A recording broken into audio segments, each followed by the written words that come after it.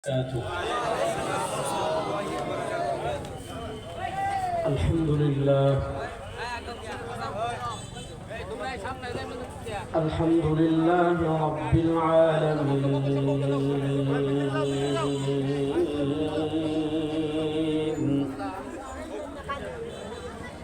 والعاقبة للمتقين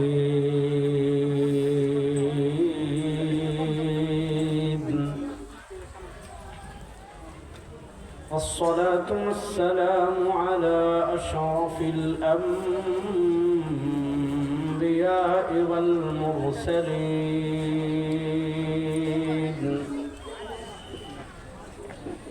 وعلى آله وأصحابه أجمعين.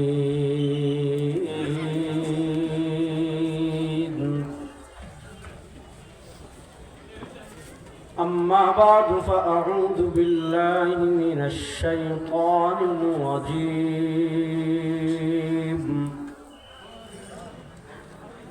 بسم الله الرحمن الرحيم.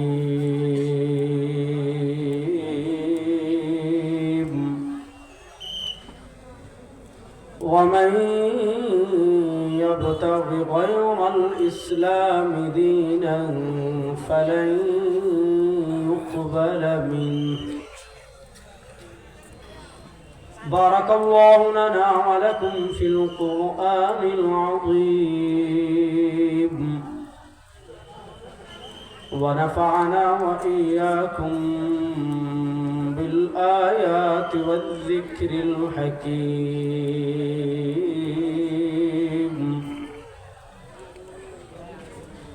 وقال رسول الله صلى الله عليه وسلم: تركت فيكم أمرين لن تضلوا ما تمسكتم بهما كتاب الله وسنة رسوله أو كما قال عليه الصلاة والسلام. আল্লাহ রব্বুল ইজ্জত ওয়াল জালালের লাখ কোটি শুকরিয়া আদায় করছি। আল্লাহ তাআলা আমাদেরকে অত্যন্ত দয়া করে মায়া করে নুরুল উলুম কওমি মাদ্রাসার আজকের এই বার্ষিক ওয়াজ মাহফিলে আল্লাহ তাআলা আমাদেরকে দুনিয়ার সকল কাজ থেকে ফারিগ করে এই শীতের রাতে আল্লাহ তাআলা আমাদেরকে এই জান্নাতের বাগানে আসার বসা কথা বলার কথা শোনার তৌফিক দান করেছেন। আমরা সবাই একবার আল্লাহ রব্বুল ইজ্জত ওয়াল জালালের দরবারে অন্তরের অন্তঃস্থল থেকে কালেমাতুশ শুকর আদায় করি আলহামদুলিল্লাহ। আপনারা কিপটামি না করে উচ্চ আওয়াজে একবার বলবেন আলহামদুলিল্লাহ। আমার আগে আমার বন্ধুবর মুহাক্কিক আলেম মুফতি আরেফ বিন হাবিব হাফিজাহুল্লাহ আলোচনা করেছেন। তো তার আলোচনার পর আমার আলোচনা এগুলো হলো বিরিয়ানি খাওয়ার পর শুটকি খাওয়া, অনেকটাই পরিমাণ। আমি আজকে যে টপিকের উপর আলোচনা করব সেটা হলো আমাদের আত্মপরিচয়ের বাস্তবতা এবং আমাদের আত্মপরিচয়ের সংকট।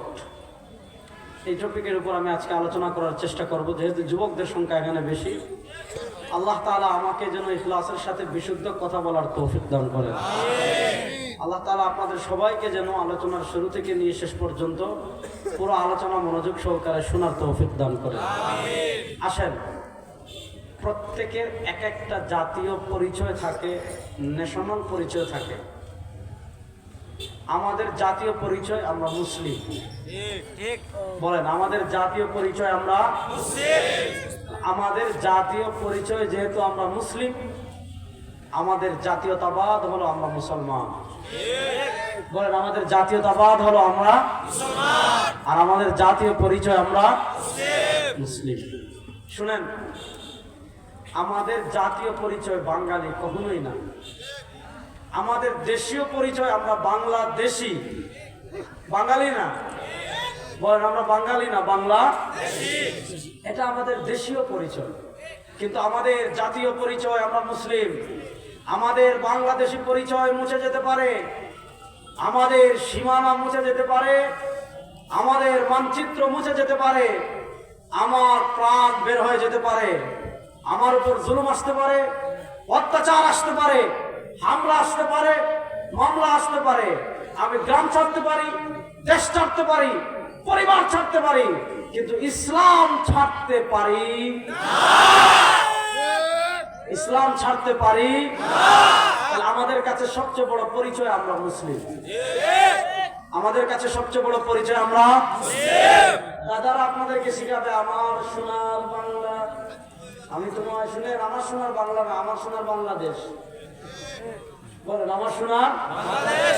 এই যে আমাদের যে জাতীয় সঙ্গীত লিখেছে রবীন্দ্রনাথ ঠাকুর, সে ছিল ব্রিটিশের দালাল। আমাদের জাতীয় কবি হলেন কাজী নজরুল ইসলাম। তিনি লিখেছিলেন সারা দেশ ছাড়বি কিনা বল। বলেছিলেন সারা দেশ ছাড়বি কিনা, না হলে কিলের চুটে হাড় করিব জল, মানে হাড্ডি বাইন গেলাম। আর রবীন্দ্রনাথ ঠাকুর ছিল ব্রিটিশের দালাল। রবীন্দ্রনাথ ঠাকুর বাংলাদেশের মানুষ উন্নত হোক, বাংলাদেশের মানুষ শিক্ষিত হোক, বাংলাদেশের মানুষ জ্ঞান বিজ্ঞানে এগিয়ে যাক, এটা রবীন্দ্রনাথ চায় নাই। এজন্য নবাব সলিমুল্লাহর দেওয়া জমিতে ঢাকা বিশ্ববিদ্যালয় হয়েছে। ওই রবীন্দ্রনাথ ঠাকুর ঢাকা বিশ্ববিদ্যালয় বাংলাদেশ হোক, এটা চায়নি। এ ধরনের প্রচন্ড বাংলাদেশ বিদ্বেষী ব্রিটিশের কোন দালালদের কবিতা, ওটা ভারতের দালালদের জাতীয় সঙ্গীত হতে পারে, আমাদের জাতীয়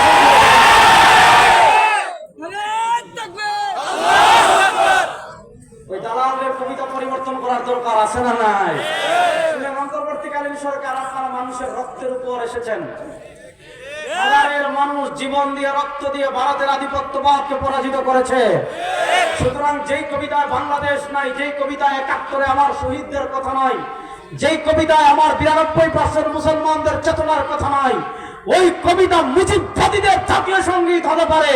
ওই কবিতা ভারতের ৫টা গোলামদের জাতীয় সঙ্গীত হতে পারে, ৯২% মুসলমানদের জাতীয় সঙ্গীত হতে পারে না। পারে না, পারে না, আমরা মানি না। বলেন আমরা মানি না।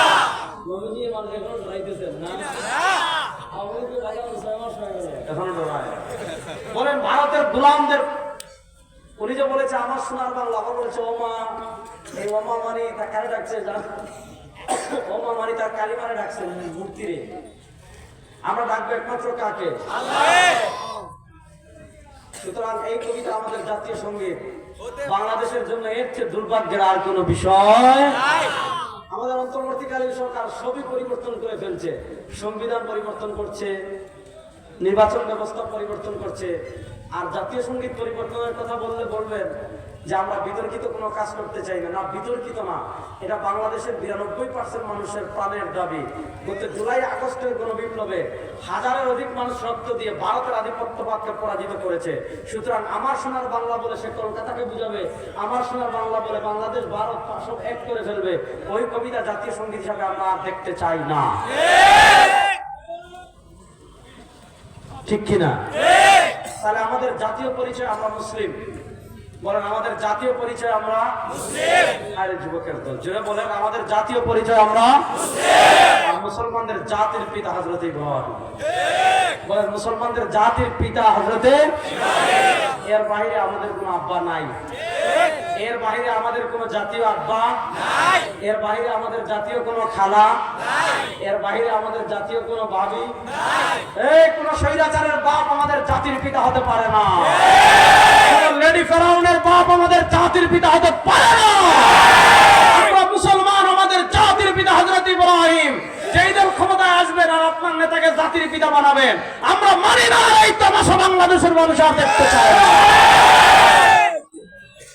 আপনি আপনার নেতারা জাতির আব্বা বানাইয়া রাস্তার মুড়ে মুড়ে মূর্তি দাঁড় করে রাখবেন, ফাইজলামি পেয়েছেন? ওই ফাইজলামি এই দেশে আর চলবে না। বলেন এই ফাইজলামি এই দেশে আর চলবে না। শুনেন, আমাদের জাতির পিতা হযরত ইব্রাহিম। আল্লাহ কোরআনে বলেছেন মিল্লাত আবিকুম ইব্রাহিম হুয়া সাম্মাকুমুল মুসলিমিন। তোমাদের জাতির পিতা হযরত ইব্রাহিম, তিনি তোমাদের নামকরণ করেছেন মুসলমান। রাসূলুল্লাহ সাল্লাল্লাহু আলাইহি ওয়াসাল্লাম হাদিসে তার পরিচয় বলেছেন, আনা ইবনে আব্দুল্লাহ, আমি আব্দুল্লাহর ছেলে। আনা মিন কুরাইশ, আল্লাহ তাআলা আমাকে কুরাইশ বংশে পাঠিয়েছেন। আনা দাওয়াতু আবি ইব্রাহিম, নবী করিম সাল্লাল্লাহু আলাইহি ওয়াসাল্লাম বলেন, আমি আমার জাতির পিতা হযরত ইব্রাহিম আলাইহিস সালামের দোয়ার ফসল। আনা বাশারাতু ঈসা, আমি হলাম হযরত ঈসার সুসংবাদ। এজন্য শুনেন, এই শতাব্দীতে মুসলমান মৌলিক দুইটা সংকটের মোকাবেলা করছে। একটা সংকটের নাম হলো জাতীয়তাবাদ, আর আরেকটা সংকটের নাম হলো সেকুলারিজম তথা ধর্মনিরপেক্ষতাবাদ। কে বাংলাদেশি, ইসলামে এটা ম্যাটার না, ইসলাম এটার কোনো দাম নাই। কে পাকিস্তানি, ইসলামে এটা ফজিলতের কোনো বিষয় না। কেউ সৌদি আরবের, ইসলামে এটা কোনো ফজিলতের বিষয় না। কে আরবের, ইসলামে এটা কোনো ফজিলতের বিষয় না। আপনার ভাষা মক্কার পাশে, ইসলামে এটা কোনো ফজিলতের বিষয় না। ইসলাম বলে, এই যে আল্লাহ আমাদেরকে বিভিন্ন দেশে বিভক্ত করেছেন, আল্লাহ আমাদেরকে বিভিন্ন গোত্রে বিভক্ত করেছেন, আল্লাহ আমাদেরকে বিভিন্ন এলাকায় বিভক্ত করেছেন। আমাদের সকলের সূচনা আদম থেকে। বলেন, আমাদের সকলের সূচনা আদম থেকে। জোরে বলেন, আদম থেকে না বান্দর থেকে? বলেন, আমাদের সূচনা কার থেকে? আদম থেকে। যারা আমাদেরকে বান্দরের বাচ্চা বানাতে চেয়েছিল, ওই বান্দরের বাচ্চাদেরকে দেশ থেকে খেদাইয়া ভারতে পাঠাইতেছি। আর এখন যদি কেউ বান্দরের বাচ্চা আমাদেরকে বানাতে চান, শিক্ষা সিলেবাসে বান্দর ঢুকাতে চান, শেখ হাসিনা তো পোশাক পরে যাইতে পারছে, কেস ৮-১০টা নিয়ে যাইতে পারছে।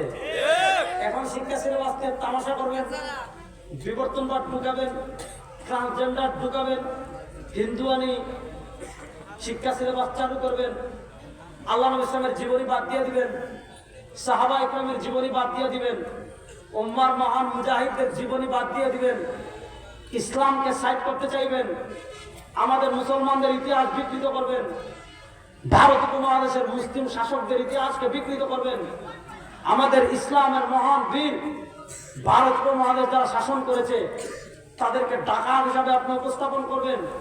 শেখ হাসিনা তো শাড়ি নিয়ে পলাইতে পারছে, আপনারা লুঙ্গি নিয়ে পলাইতে পারবেন না। এই বাংলাদেশে আর কোন আধিপত্যবাদ আমরা দেখতে চাই না। ওপারে থাকবেন, ভালো থাকেন, বন্ধু হয়ে থাকেন, আর এদিক নিয়ে কুচাকুচি করবেন, ঠ্যাং ভাঙ্গা বলাম একেবারে ইনশাআল্লাহ। এদিক থেকে মানচিত্রের দিকে হাত বাড়াবেন, হাত কেটে গাছের সাথে ঝুলাই দেব। এই যুবকরা আধিপত্যবাদের মোকাবেলা করার জন্য প্রস্তুত আছেন? আমরা পৃথিবীর কোন আধিপত্যবাদকে ভয় পাই না। ভারত বন্ধু হিসাবে থাকতে চান, থাকেন, আর বাংলাদেশের প্রভু হতে চান। গত ৪-৫ দিন আপনারা চাঁপাইনবাবগঞ্জ সীমান্তে দেখেছেন, আমার কৃষক ভাইয়ের আমদানি বাড়িয়ে গিয়েছে। বাংলাদেশ নিয়ে বাড়াবাড়ি করবেন, ১৪ কোটি মুসলমান ঐক্যবদ্ধ হয়ে 7 সিস্টারকে টুকরা টুকরা করে দেওয়ার জন্য প্রস্তুত আছেন।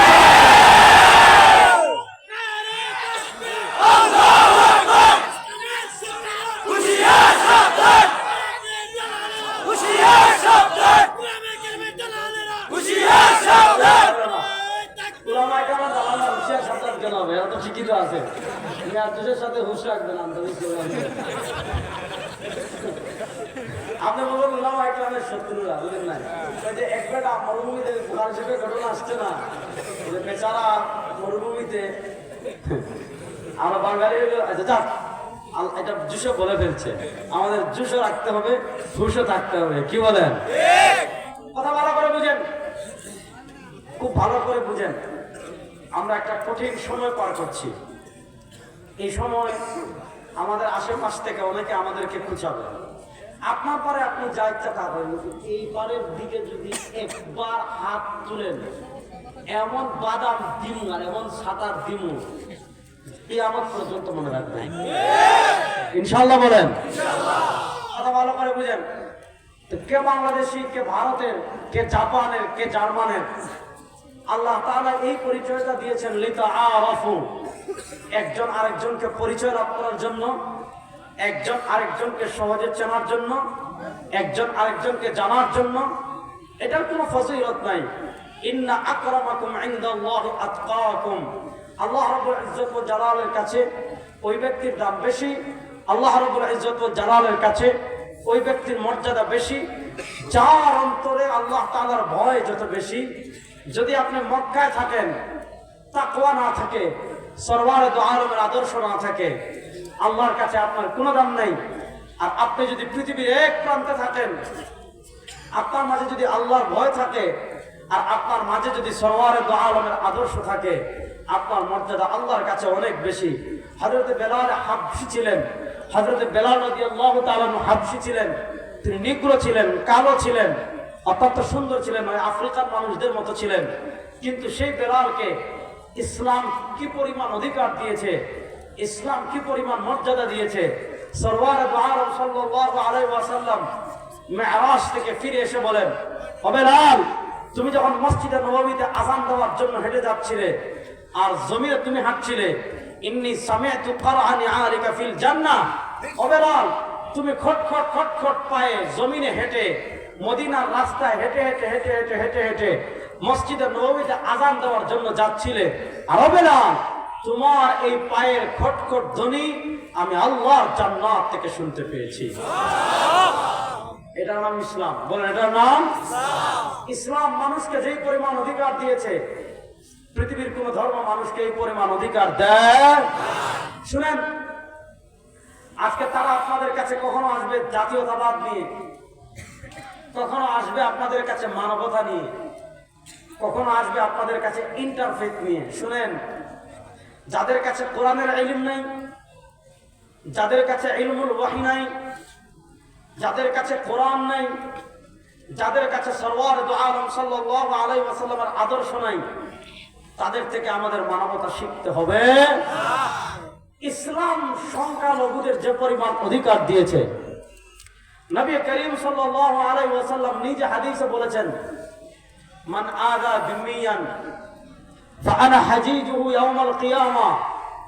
নবী করিম সাল্লাল্লাহু আলাইহি ওয়াসাল্লাম বলেছেন, আমার উম্মতেরা শোনো, কেউ যদি কোনো যিম্মিকে কষ্ট দেয়, কেউ যদি কোনো সংখ্যালঘুকে কষ্ট দেয়, ওই সংখ্যালঘুকে যারা অন্যায়ভাবে কষ্ট দিবে, ফাআনা হাজিজুহু ইয়াউমাল কিয়ামাহ, কিয়ামতের দিন যে সংখ্যালঘুকে কষ্ট দিবে, ওই কষ্টদানকারীর প্রতিপক্ষ। নবী করিম সাল্লাল্লাহু আলাইহি ওয়াসাল্লাম বলেন, ওই সংখ্যালঘুকে যে কষ্ট দিবে, কিয়ামতের দিন আমি নবী তার মোকাবেল হয়ে যাব, তার প্রতিপক্ষ হয়ে যাব। অর্থাৎ তার প্রতিপক্ষ হয়ে আমি কি করব? কিয়ামতের দিন আল্লাহ দরবারে দাঁড়িয়ে যাব।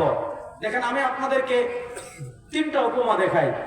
আমাদের বাংলাদেশের সাথে আরো দুটা রাষ্ট্রের সীমান্ত আছে। বাংলাদেশের তিন দিকে ভারত, এক কোনায় বঙ্গোপসাগর আর মায়ানমার। আপনি দেখেন, বাংলাদেশে মুসলমানরা সংখ্যা গরিষ্ঠ, অন্যান্য ধর্মের লোকেরা সংখ্যা লঘু। আপনি মায়ানমারে যান, মায়ানমারে মুসলমানরা সংখ্যা লঘু, বৌদ্ধরা সংখ্যা গরিষ্ঠ। এই বৌদ্ধ জানোয়াররা পশু জবাইকে অপরাধ মনে করে, তারা মুরগি জবাই করে না। আরে মানবতা রে, ওরে মানবতা ভাইয়া ভাইয়া পড়তেছে রে, বেগুন বুঝছেন না, মানবতা তারা খাইবাই, বুঝেন না? তাদের মানবতা এত বেশি, মুরগি জবাই করে না। তাদের মানবতা এত বেশি, গরু জবাই করে না। তাদের মানবতা এত বেশি, পাখি জবাই করে না। তাদের মানবতা এত বেশি, গাছ কাটে না। কিন্তু এই জানোয়ারদেরকে আমরা জানতে চাই, তোদের কাছে যদি মানবতা এত বেশি হয়, তাহলে আরাকানের রাখাইনের রোহিঙ্গা মুসলমানদেরকে কেন হত্যা করলি? কেন হত্যা করলি? আজ হোক কাল হোক, পৃথিবীর প্রান্তে প্রান্তে মজলুম মুসলমানদের বিজয় হচ্ছে। যে জমিতে একবার মুসলমানদের রক্ত পড়ে যায়, পৃথিবীর সেই জায়গায় পৃথিবীর কোন সুপার পাওয়ার ইসলামের বিজয় আটকাতে পারবে না। ইনশাআল্লাহ আরাকানে আবার কালেমার পতাকা উড়বে, ইনশাআল্লাহ। ইনশাআল্লাহ বলেন। তাহলে প্রশ্ন হলো, জানোয়ারের দল, আপনাদেরকে বলছি না, আবার বলছি না, আরাকানের এদেরকে বলতেছি, বৌদ্ধদের, যে তোরা একটা গাছ কাটছ না, ওরে মানবতা রে, গাছের কষ্ট হবে, গাছ কাটে না। সাউন্ড ঠিক করেন, সাউন্ড না ভাই। যখন মাইক ছিল না, তখন ওয়াজ ছিল না, সাউন্ড দিয়ে কি করবে? কথা শোনা যায় না? শোনা যায়। ভালো করে বুঝেন, তারা ঘাস কাটে না, ঘাসের কষ্ট হবে। মাছ মারে না, মাছের কষ্ট হবে। তো বাপের মাথা খা। কথা ভালো করে বুঝেন। আজকে মানবতার নামে তাদের ভণ্ডামি দেখেন। মানবতার নামে গাছ কাটে না, মানবতার নামে ঘাস কাটে না, মানবতার নামে মুরগি জবাই করে না, মানবতার নামে সাধু সাজে, মানবতার নামে নিরামিষ খায়। কিন্তু মায়ানমারে যখন মুসলমানদের রক্ত বন্যা বইয়ে দেওয়া হয়, আরাকানে যখন হাজার হাজার মুসলমানকে হত্যা করা হয়, ওই নরপিচাস, ওই মানুষ নামের অমানুষ কুকুরদের কাছে আমরা জানতে চাই, তখন তোদের মানবতা কোথায় ছিল? শুনেন, যে জানোয়ারদের কাছে ইসলামের ইলম নাই, কোরআনের ইলম নাই, হাদিসের ইলম নাই, তাদের থেকে কোনো মানবতা আমাদের শিখতে হবে? বলেন, তাদের কাছ থেকে কোনো মানবতা আমাদের শিখতে হবে? আসেন, ভারত পৃথিবীর, ঠিক আছে তো সমস্যা নেই, ভারত পৃথিবীতে সবচেয়ে অসভ্য যে কয়েকটা দেশ আছে, বা এর থেকে তো আগেই ভালো ছিল, এখন ভালো হয়েছে? আগে ভালো ছিল না, এখন ভালো? এখন ভালো, ঠিক আছে ইনশাল্লাহ। আপনি আমাদের বাংলাদেশে ময়মনসিংহের একদম দরিদ্র যারা, যুবকরা বুঝবেন, আমাদের ময়মনসিংহের একদম দরিদ্র যারা,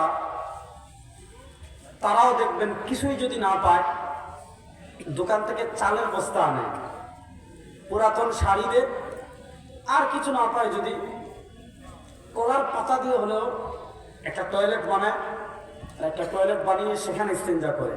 আমাদের ময়মনসিংহের আপনি একজন মানুষ, একটা ফ্যামিলি এমন পাবেন না যাদের কোনো না কোনোভাবে টয়লেটের ব্যবস্থা নাই, খোলা মাঠে টয়লেট করে, রাস্তার পাশে টয়লেট করে, এমন নজির নাই। কিন্তু ভারতে যদি আপনি কলকাতা থেকে দিল্লিতে যান, আর ফজরের সময় আপনি যদি ট্রেনের জানালা খুলেন, দেখবেন সমানে সমানে রাস্তার পাশে লাইন ধরে একজন আরেকজনের সাথে গল্প করে করে পায়খানা করতেছে। বুঝতেছেন? হ্যাঁ, অসভ্য জন্য বললাম। আচ্ছা, কথা ভালো করে বুঝেন। তাহলে আমি যে বিষয়টা বললাম, ভারতের সংখ্যালঘু হলো মুসলিম আর সংখ্যা গরিষ্ঠ হলো হিন্দু। আপনি গুজরাটে দেখেন, সাম্প্রদায়িক দাঙ্গা তৈরি করে হাজার হাজার মুসলমানকে হত্যা করা হয়েছে। আপনি স্বাধীনতাকামী কাশ্মীরে দেখেন, হাজার হাজার মুসলমানদেরকে হত্যা করা হচ্ছে। আপনি দিল্লিতে সাম্প্রদায়িক দাঙ্গা তৈরি করে হাজার হাজার মুসলমানকে হত্যা করা হয়েছে। এখন বলা হচ্ছে আসামের মুসলিমেরা নাকি ভারতীয় না বাংলাদেশি, তাদেরকে তাড়িয়ে দিবে। আসামে মুসলমানদেরকে হত্যা করা হচ্ছে। হায়দ্রাবাদে সাম্প্রদায়িক দাঙ্গা, যেখানেই মুসলিম বেশি, ত্রিপুরায় মুসলমানদের উপর জুলুম করা হচ্ছে। ওখানে মুসলমানরা সংখ্যা লঘু, যার কারণে মুসলমানদের মসজিদ ভেঙে দেওয়া হচ্ছে। বাবরি মসজিদ ভেঙে দিয়ে সেখানে রাম মন্দির নির্মাণ করা হয়েছে। আপনারা দেখেছেন, অসংখ্য মসজিদ তারা ভেঙে দিচ্ছে, অসংখ্য মাদ্রাসা তারা ভেঙে দিচ্ছে, অসংখ্য মসজিদ মাদ্রাসা ভেঙে দিচ্ছে। হাজার হাজার মুসলমানকে 1947 সাল থেকে নিয়ে আজকে 2024 সাল পর্যন্ত এই দীর্ঘ সময় হাজার হাজার মুসলমানকে ভারতে সাম্প্রদায়িক দাঙ্গা সৃষ্টি করে হত্যা করা হয়েছে, মসজিদ ধ্বংস করা হয়েছে। এর বিপরীত আমাদের দুই পাশের আমাদের সাথে সীমান্তে থাকা দুটো রাষ্ট্রের কথা আমি বললাম, এর বিপরীত বাংলাদেশে দেখেন, মায়ের কোলে সন্তান যেমন নিরাপদ, বাংলাদেশের সংখ্যাগরিষ্ঠ মানুষ মুসলমান, হিন্দু বৌদ্ধ খ্রিস্টান ইহুদি তারা হলো সংখ্যা লঘু। মায়ের কোলে সন্তান যেমন নিরাপদ, বাংলাদেশের হিন্দুরা তার চেয়ে বেশি নিরাপদ। এই দিন আর নাই, ওই দিন আর নাই, বুঝছেন? ওই দিন শেষ এখন। হ্যাঁ, যে আপনি আওয়ামী লীগের আমল নাকি, যে আপনি মুসলমানদেরকে মাইনাস করে, ইসলামকে মাইনাস করে পাকনামি করবেন, হাড্ডি সুটা করে ফেলাবেন ইনশাআল্লাহ। কথা ভালো করে বুঝেন।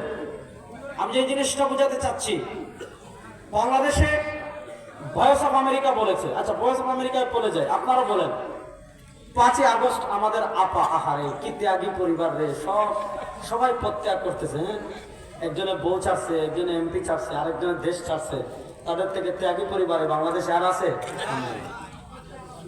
কথা ভালো করে বুঝেন। আমাদের আপা, আহারে আমাদের আপা চলে যাবার পর আপনারা বলেন, এই যুবকরা আল্লাহকে সাক্ষী রেখে বলেন, আল্লাহকে হাজির নাজির রেখে বলেন, 5 আগস্টের পর আপনাদের ময়মনসিংহে যত মন্দির আছে কোন মন্দিরে মুসলমানরা আক্রমণ করেছে? ওরা আসতে বললেন, কোন মন্দিরে মুসলমানরা হামলা করেছে? হিন্দুদের কোন ব্যবসা প্রতিষ্ঠানে মুসলমান আক্রমণ করেছে? হিন্দুদের কোন জায়গা জমি মুসলমানরা দখল করেছে? আমাদের হিন্দু নেতৃবৃন্দ বলছে বাংলাদেশে হিন্দুদের উপর কোন আক্রমণ করা হয় নাই। তাহলে ভারতের অবস্থা দেখেন, সেখানে সংখ্যালঘু মুসলমান নির্যাতনের শিকার হয়, তাদের ঘর বাড়ি দখল করা হয়, মসজিদ ধ্বংস করা হয়, বাবরি মসজিদ দখল করে ভেঙ্গে রাম মন্দির নির্মাণ করা হয়। আপনি আরাকানের অবস্থা দেখেন, সেখানে বৌদ্ধরা সংখ্যাগরিষ্ঠ আর মুসলমান সংখ্যালঘু, মুসলমানদেরকে কচুকাটা করা হয়। শোনো, যারা তাদের দেশের সংখ্যালঘুদের নিরাপত্তা দিতে পারে না, যারা তাদের দেশের সংখ্যালঘু মুসলমানদের মসজিদের নিরাপত্তা দিতে পারে না, ওই জানোয়ারদের থেকে মানবতা মুসলমানদের শিখতে হবে না। আমাদের ইসলাম আমাদেরকে যে মানবতা শিখিয়েছে, ওরকম মানবতার দৃষ্টান্ত পৃথিবীর কেউ দেখাতে পারবে না। সুতরাং আমাদেরকে মানবতা শিখিয়েছেন আল্লাহ, আমাদেরকে মানবতা শিখিয়েছেন সরওয়ার দু আলম সাল্লাল্লাহু আলাইহি ওয়াসাল্লাম। ও যুবকরা শোনো, সরওয়ার দু আলম সাল্লাল্লাহু আলাইহি ওয়াসাল্লাম আমাদেরকে মানবতা শিখিয়েছেন। আর আজকে তুমি আল্লাহর কোরআন বাদ দিয়ে, সরওয়ার দু আলম সাল্লাল্লাহু আলাইহি ওয়াসাল্লামের আদর্শ বাদ দিয়ে আজকে তুমি মানবতা শেখার জন্য যাও আমেরিকার কাছে, আজকে তুমি মানবতা শেখার জন্য যাও ইউরোপের কাছে, আজকে তুমি মানবতা শেখার জন্য যাও ভারতের কাছে, আজকে তুমি মানবতা শেখার জন্য যাও চীনের কাছে। তোমার তো নিজেরও লজ্জা হওয়া উচিত, কচু গাছে ফাঁস দিয়ে তোমার মরে যাওয়া উচিত। এটা এই জন্য বললাম, কারণ ফাঁস দেওয়া তো হারাম, কচু গাছে ফাঁস দেওয়া যায় না, এই জন্য বললাম। একটা হাদিস বলি তাহলে বাস্তবতা বুঝবেন মুসলমান।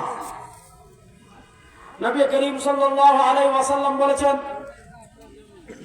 আমার উম্মার উপর এমন একটা সময় আসবে, আমার উম্মার উপর এমন একটা কাল আসবে, আমার উম্মার উপর এমন একটা যুগ আসবে, লাতাত্তাবিউন্না সানানা মান কানা ক্বাবলাকুম শিবরাম বিশিবরিন ওয়া দিরাআম বিদিরা হাত্তা লাউ সালাকু ফি জুহরি রাব্বিল লাসালাকতুমু। সানটা কোন ভাইয়া যেন না লাগে। লাতাত্তাবিউন্না সানানা মান কানা ক্বাবলাকুম শিবরাম বিশিবরিন ওয়া দিরাআম বিদিরা হাত্তা লাউ সালাকু ফি জুহরি রাব্বিল লাসালাকতুমু। নবী করিম সাল্লাল্লাহু আলাইহি ওয়াসাল্লাম বলেন, আমার উম্মার উপর এমন একটা সময় আসবে, আমার উম্মার উপর এমন একটা কাল আসবে, আমার উম্মার উপর এমন একটা যুগ আসবে, লাতাত্তাবিউন্না সানানা মান কানা ক্বাবলাকুম। মুসলমান ইহুদি খ্রিস্টানদের আমাদের পূর্বে যারা দুনিয়াতে ছিল, সানানা মান কানা ক্বাবলাকুম, মুসলমান প্রত্যেকটা কদমে কদমে শিবরাম বিশিবরিন ওয়া দিরাআম বিদিরাইন, মুসলমানরা প্রত্যেকটা কাজে, মুসলমানরা প্রত্যেকটা বিষয়ে, মুসলমানরা সব ক্ষেত্রে ইহুদি এবং খ্রিস্টানদের অনুসরণ করবে। হাত্তা লাউ সালাকু ফি জুহরি রাব্বিন লাসালাকতুমুহু। ইহুদি খ্রিস্টান যদি গুই সাপের গর্তে প্রবেশ করে, মুসলমানও গুই সাপের গর্তে প্রবেশ করবে। ইহুদি খ্রিস্টান যদি আপনার সিংহের গর্তে প্রবেশ করে, মুসলমানরা সিংহের গর্তে প্রবেশ করবে। ইহুদি খ্রিস্টান যদি সাপের গর্তে প্রবেশ করে, মুসলমানরা সাপের গর্তে প্রবেশ করবে। মুসলমানরা সব কাজে ইহুদি খ্রিস্টানদের অনুসরণ করবে, অথচ মুসলমান ইহুদি খ্রিস্টানদের অনুসরণ করতে পারে না। আল্লাহ বলেছেন, কুল ইন কুনতুম তুহিব্বুনাল্লাহ ফাত্তাবিউনি ইউহিব্বুকুমুল্লাহ। আল্লাহ বলেছেন, মান ইউতি'র রাসূলা ফাকাদ আতা আল্লাহ। আল্লাহ বলেছেন, ইয়া আইয়ুহাল্লাযীনা আমানু আতিউল্লাহ ওয়া আতিউর রাসূল। আল্লাহ বলেছেন, ফালা ওয়া রাব্বিকা লা ইউমিনুনা হাত্তা ইউহাক্কিমুকা ফীমা শাজারা বাইনাহুম সুম্মা লা ইয়াজিদু ফী আনফুসিহিম হারাজাম মিম্মা কাযাইতা ওয়া ইউসাল্লিমু তাসলিমা। আরে মুসলমান রাজনীতিতে ভারতকে অনুসরণ করতে পারে না, আমেরিকাকে অনুসরণ করতে পারে না, রাশিয়াকে অনুসরণ করতে পারে না, রাষ্ট্র পরিচালনায় মুসলমান কাউকে অনুসরণ করতে পারে না, সংসদ পরিচালনায় মুসলমান কাউকে অনুসরণ করতে পারে না, সংবিধান পরিচালনায় মুসলমান কাউকে অনুসরণ করতে পারে না। মুসলমান সব ক্ষেত্রে অনুসরণ করবে সরওয়ার দু আলম তাজদার মদিনা জনাবে মুহাম্মদুর রাসূলুল্লাহ সাল্লাল্লাহু আলাইহি ওয়াসাল্লাম। আমি বলেছিলাম আত্মপরিচয়ের সংকট নিয়ে আলাপ দিব। আমাদের জীবনের সব ক্ষেত্রে অনুসরণ করতে হবে কাকে? আল্লাহরে না। সরওয়ার দু আলম তাজদার মদিনা জনাবে মুহাম্মদুর রাসূলুল্লাহ সাল্লাল্লাহু আলাইহি ওয়াসাল্লাম, এই মুহাম্মদুর রাসূলুল্লাহ সাল্লাল্লাহু আলাইহি ওয়াসাল্লামকে অনুসরণ করার অর্থই হলো আল্লাহকে অনুসরণ করা। আল্লাহ বলেছেন আপনি খাবেন কেমনে? খাবারের ক্ষেত্রে আপনি আল্লাহর আনুগত্য করতে চাচ্ছেন, আল্লাহ তো খান না, তাহলে খাবারের ক্ষেত্রে আল্লাহর আনুগত্য কেমনে করবেন? আপনি পোশাক পরিধানের ক্ষেত্রে আল্লাহর আনুগত্য করতে চাচ্ছেন, আল্লাহর তো শরীরই নেই, আল্লাহ তো নিরাকার, আল্লাহর তো আকার নাই, আল্লাহর তো অঙ্গ প্রত্যঙ্গ নাই, তাহলে আপনি পোশাক পরিধানের ক্ষেত্রে আল্লাহর আনুগত্য কেমনে করবেন? আপনি ব্যবসার ক্ষেত্রে আল্লাহর আনুগত্য কেমনে করবেন? আল্লাহ তো ব্যবসা করেন না। আল্লাহ বলেন মাইয়ুতির রাসূল ফাকাদ আতা আল্লাহ। তুমি খাবারের ক্ষেত্রে আল্লাহর আনুগত্য কেমনে করবা জানো? আমার মুস্তাফার আনুগত্য করো। আমার মুস্তাফার আনুগত্য করার অর্থ হলো আল্লাহর আনুগত্য করা। পোশাকের ক্ষেত্রে তুমি আল্লাহর আনুগত্য কেমনে করবা? আমার মুস্তাফার আনুগত্য করো। আমার মুস্তাফার আনুগত্য করার অর্থ হলো আল্লাহর আনুগত্য করা। ঘুমানোর ক্ষেত্রে আপনি আল্লাহর আনুগত্য কেমনে করবেন? আমার মুস্তাফার আনুগত্য করো। আমার মুস্তাফার আনুগত্য করার অর্থ হলো আল্লাহর আনুগত্য করা। মাইয়ুতির রাসূল ফাকাদ আতা আল্লাহ। জীবনের সব ক্ষেত্রে যারা সরওয়ার দু আলমের আদর্শের অনুসরণ করবে, সরওয়ার দু আলম সাল্লাল্লাহু আলাইহি ওয়াসাল্লামের আদর্শের আনুগত্য করার অর্থ হলো আল্লাহর আনুগত্য করা। আর আজকে মুসলমানদের আত্মপরিচয় কোথায়? আমরা নবীকে অনুসরণ করি কোথায় জানেন? শুক্রবারে জুমার নামাজের পর জিলাপি খাওয়ার ক্ষেত্রে। আমরা নবীর আনুগত্য করি কেমনে জানেন? বিরিয়ানি খাওয়ার ক্ষেত্রে, মিষ্টি খাওয়ার ক্ষেত্রে, জিলাপি খাওয়ার ক্ষেত্রে, এগুলার ক্ষেত্রে আমরা নবীর আনুগত্য করি। কিন্তু রাজনীতিতে নবী নাই, রাষ্ট্র পরিচালনায় নবী নাই, অর্থনীতিতে নবী নাই, সংসদে নবী নাই, বিচার ব্যবস্থায় নবী নাই। নবী নাই মানে নবীর আদর্শ নাই। থানায় নবীর আদর্শ নাই, হাইকোর্টে নবীর আদর্শ নাই, সুপ্রিম কোর্টে নবীর আদর্শ নাই। নবীর আদর্শ কোথায় খুঁজি? খাবারের ক্ষেত্রে। নবীর আদর্শ কোথায় খুঁজি? ঘুমানোর ক্ষেত্রে। নবীর আদর্শ কোথায় খুঁজি? বাথরুমে ঢোকার ক্ষেত্রে। নবীর আদর্শ কোথায় খুঁজি? ঘরের মধ্যে। নবীর আদর্শ কোথায় খুঁজি? মসজিদের মধ্যে। নবীর আদর্শ কোথায় খুঁজি? মাদ্রাসার মধ্যে। নবীর আদর্শ কোথায় খুঁজি? খানকার মধ্যে। না যুবক, তোমার পরিচয় জানো, তোমার আত্মপরিচয় জানো। তোমার ঘরে যেমন নবীর আদর্শ লাগবে, তোমার শরীরে যেমন নবীর আদর্শ লাগবে, তোমার মসজিদে যেমন নবীর আদর্শ লাগবে, তোমার খানকায় যেমন নবীর আদর্শ লাগবে, তোমার দেশের সর্বোচ্চ হাইকোর্ট, তোমার দেশের সর্বোচ্চ সুপ্রিম কোর্ট, তোমার দেশের বিচার ব্যবস্থা, তোমার দেশের সংবিধান, তোমার দেশের সংসদে নবীর আদর্শ বাস্তবায়ন করার প্রয়োজন আছে না? আজকে তোমার দেশের সংসদের সেকুলারিজম, তোমার দেশের সংসদের সোশ্যালিজম, তোমার দেশের বিচার ব্যবস্থা ব্রিটিশ, তোমার দেশের অর্থনীতিতে পুঁজিবাদ, তোমার দেশের সিটি কর্পোরেশনে নবীর আদর্শ নাই, সংসদে নবীর আদর্শ নাই, বিচার ব্যবস্থায় নবীর আদর্শ নাই, অর্থনীতিতে নবীর আদর্শ নাই, রাষ্ট্র পরিচালনায় নবীর আদর্শ নাই, সিটি কর্পোরেশনে নবীর আদর্শ নাই, উপজেলায় নবীর আদর্শ নাই, থানায় নবীর আদর্শ নাই, রাষ্ট্রের কোথাও নবীর আদর্শ নাই। আপনি নবীর আদর্শ শুধু নিয়ে মসজিদে বসে থাকার জন্য ইসলাম আসে নাই, নবীর আদর্শ নিয়ে শুধু মাজারে পড়ে থেকে বিরিয়ানি আর জিলাপি খাওয়ার জন্য আসে নাই। আরে বাবা, ইসলাম যদি শুধু মাজারে জিলাপি আর নিমকি খাওয়ার জন্য আসতো, আল্লাহ নবী ওহুদে তার টান শহীদ করা লাগতো না। আজকে আমরা ইসলাম মসজিদে শুক্রবারে যদি আড়াই পেসের জিলাপি একটা পাই, আলহামদুলিল্লাহ শেষ। এক সপ্তাহে জিলাপি পেয়েছি, আরেক সপ্তাহে বিরিয়ানি পেয়েছি, আরেক সপ্তাহে মনে করেন আর কিতা পেয়েছি মিষ্টি, বাস আলহামদুলিল্লাহ এখানে। কিন্তু শুনুন মুসলমান, আমি যদি ইসলামের পরিচয় ধারণ করি, আমি যদি মুসলিম পরিচয় ধারণ করি, আমি যদি ইসলামের পরিচয় বেড়ে উঠতে চাই, আমি যদি ইসলামের পরিচয় সামনে অগ্রসর হতে চাই, আল্লাহ তাআলা কোরআনে আমাকে বার্তা দিয়েছেন, আল্লাহ তাআলা কোরআনে আমাদেরকে মেসেজ দিয়েছেন। কি মেসেজ দিয়েছেন?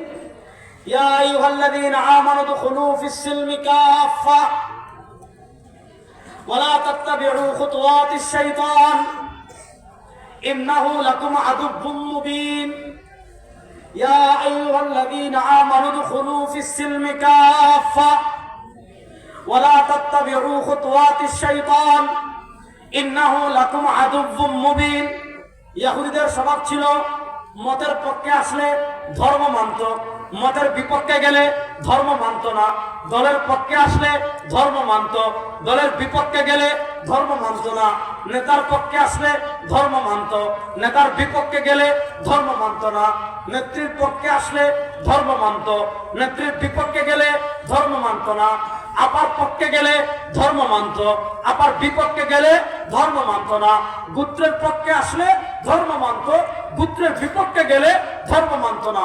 আল্লাহ তাআলা ইহুদিদেরকে উদ্দেশ্য করে পবিত্র কোরআনে বলেছেন, আফাতুমিনুনা বিবাযিল কিতাব ওয়া তাকফুরুনা বিবায, আফাতুমিনুনা বিবাযিল কিতাব, তোমরা কি আল্লাহর কিতাব কিছু বিশ্বাস করো, ওয়া তাকফুরুনা বিবায, আর কিছু অস্বীকার করো।